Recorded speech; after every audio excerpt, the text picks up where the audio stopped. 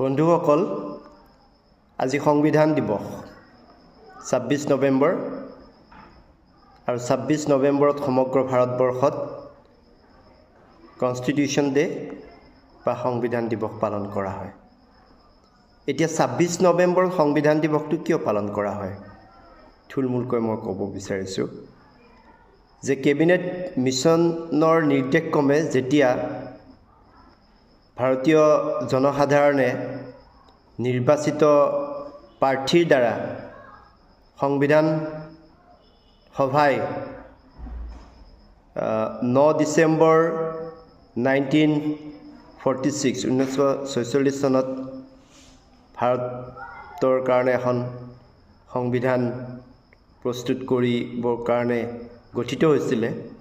সেই সময়ৰ সুদীৰ্ঘ ২ বছৰ ১১ মাহ ১৭ দিনৰ কঠোৰ পৰিশ্ৰমৰ পাছত ২৬ নৱেম্বৰ ১৯৪৯ চনৰ আজিৰ দিনটোতে আমাৰ সংবিধানখনৰ লিখিত কাম সম্পূৰ্ণ কৰি উলিওৱা হৈছিলে।